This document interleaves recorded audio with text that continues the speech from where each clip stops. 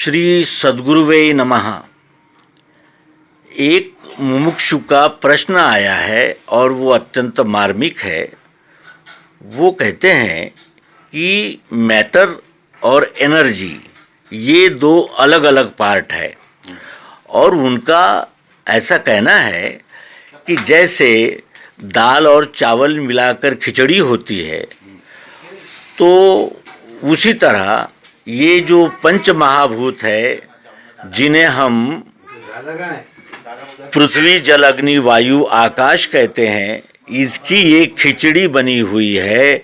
यहाँ आत्मा नाम की कोई चीज़ है ही नहीं, ये सब मैटर ही है। और ये सिद्धांत हमारे भारतीय तत्व दर्शन में श्री कपिल मुनि ने सांख्य दर्शन के नाम से रखा है।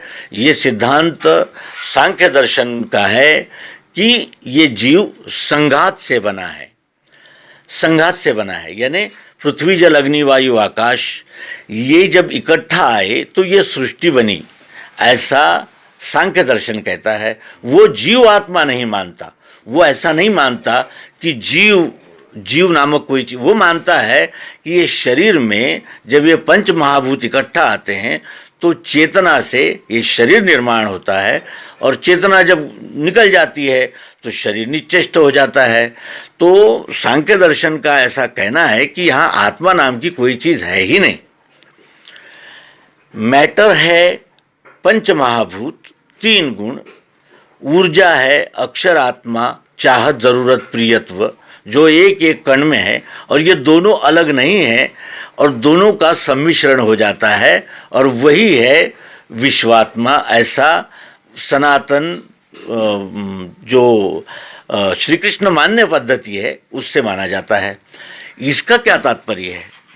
तो इसके लिए एक उदाहरण देखेंगे कि जब बिजली होती है तो लाइट प्रकाशित होता है, बिजली होती है तो लाइट प्रकाशित होता है। जैसे इसके लिए यहाँ प्रत्यक्ष उदाहरण देखेंगे। ये देखिए, ये लाइट है,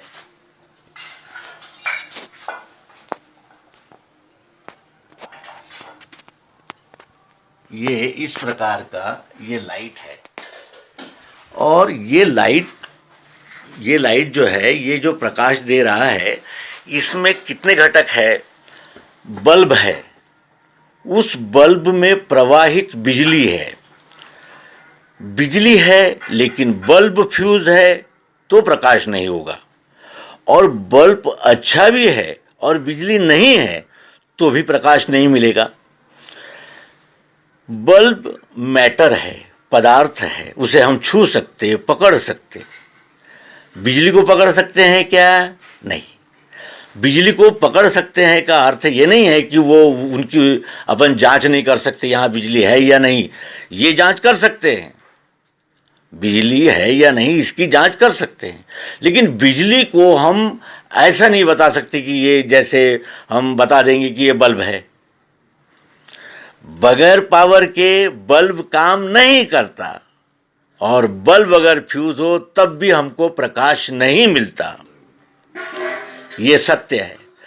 तो कहने का आशय यह है कि मैटर में एनर्जी है, मैटर अलग है और एनर्जी अलग है, ऐसा नहीं कह सकते, क्योंकि मैंने पावर ऊर्जा की वजह से ही वो तो बल्ब प्रकाशित हो रहा है, उसका तो अस्तित्व मानना ही होगा। इसलिए अध्यात्म विज्ञान कहता है कि ये साकार और निराकार, सगुण और निर्गुण, ये दो अलग है ही नहीं।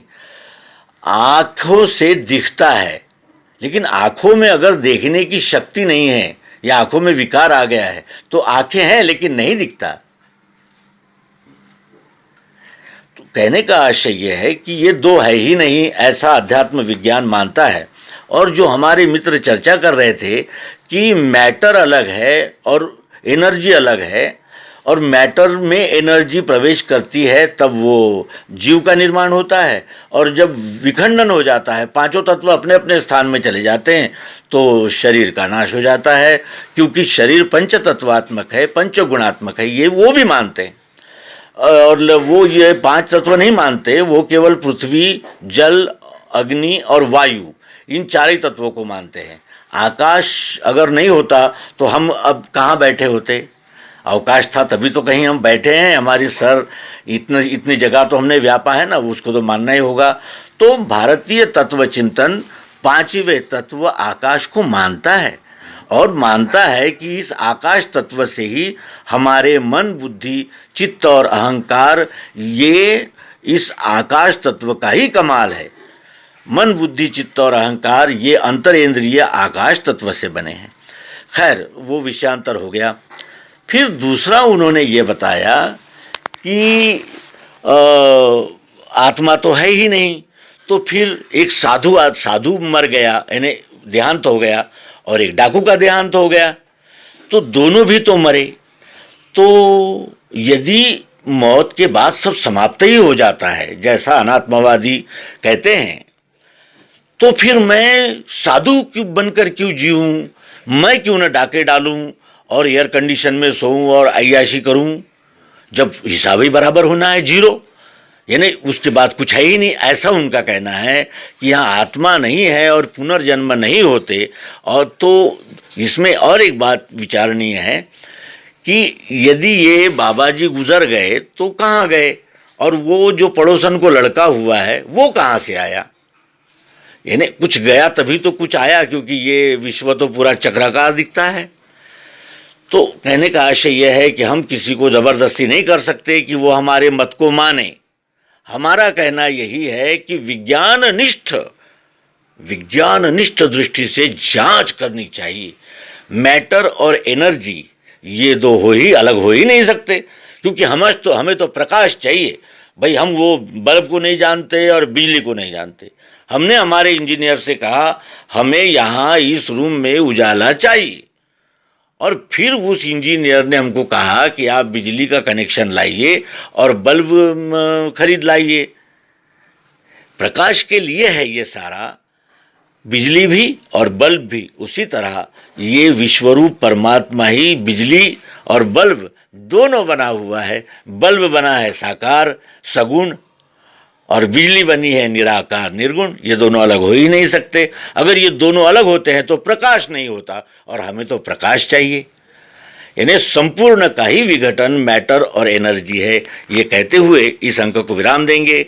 आप सब इस चैनल को सुन रहे हैं, इसका हमें अति समाधान है, आनंद है, और हम आप सभी का अभिष्ट चिंतन करते हैं। शुभकामनाएं, धन्यवाद।